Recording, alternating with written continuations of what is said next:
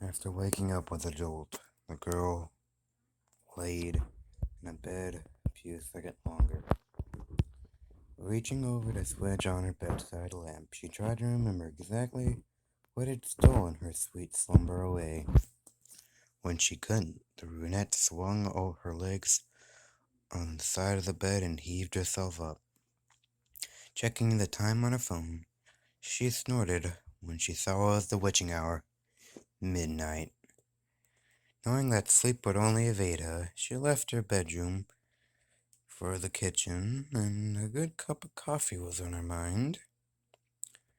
As she passed by her front door, a chill spread like liquid fire down her spine. It's only winter, she told herself, focusing again on the coffee plan. Measuring out scoops, water, and preparing her cup kept her occupied. But as the dark liquid boiled, she had nothing to keep her mind from wandering off. The chill returned, and she couldn't help but glance behind her to her front door. She stared there, innocently enough, just like always. The deadbolt was still in place, and she could see nothing amiss with it. Turning back to her coffee, she did the best to forget about the feeling. With her cup in hand, she started back towards her bedroom. As she walked by the front door, she decided that a quick glance at the peephole would calm her quick and restless mind. The chill worsened with each step she took towards the door, and further away from the safety and warmth of her blankets. She pressed her empty hand against the cold metal door and took a deep breath before leading her eyes toward the peephole. At first, she could only see inky blackness, and somehow it seemed to swirl in itself. When she blinked in surprise, the void melted away. She wished, oh, she had hoped it hadn't. In its place, instead of what could only guess as a man. The limbs were long and weird and awkward, non-human, bulky joints branching off into several arms, not unlike branches of a tree. The creature was draped in a black suit, somehow making the thing more nightmarish to her. The icing on the cake, however, is what was past of the hellish thing's face.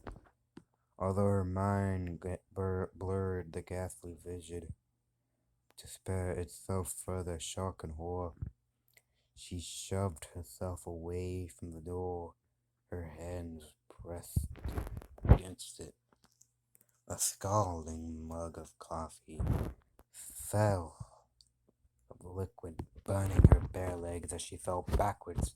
She tried to crawl away from the door. She knew somehow that her mind hadn't been playing tricks on her. As she walked away from the door, she watched as the tendrils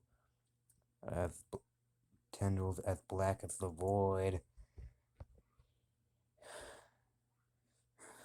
She saw the first snakes around the cracks. The girl was trapped between the instinct to flee and not to turn her back against the door. When the door jolted, the urge to flee overcame her. She slipped in the burning liquid as she tried to make it back to her room. She knew deep down that she was trapping herself in a corner, but she had to get away from the door. The girl was halfway down the hallway when she heard the previously locked door break open. Thus she screamed, slipping into a warm, cracking her chin and stunning her. After that, there was only blackness. Nicole? A warm, male voice snapped. The woman asked, entrapped. She turned around and met one of the sister's doctors. She nodded, not sure if she should say anything, or even if she could find her voice. If she did have something to say that morning, she had gotten an urgent phone call from the hospital. saying that her sister, Lindsay, was here. Before they'd even let her see her, the doctors pulled her off to the side and insisted they talk about what have happened. Phrases like self-inflicted and assault had been thrown around, and Nicole felt her mind reel. She had not fully understood what they had been saying till she saw with her own eyes.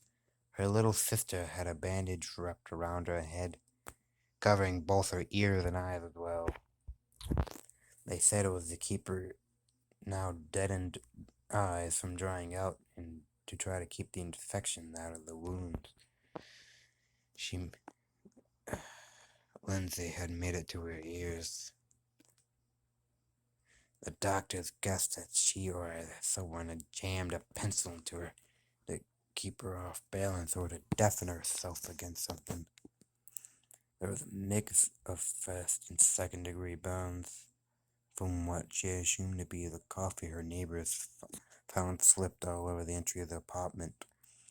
As Nicole walked to her sister's hospital room for the first time, she thought she had spied the silhouette of a man in the window. She knew that wasn't possible, 'cause the room was on the third story of the hospital.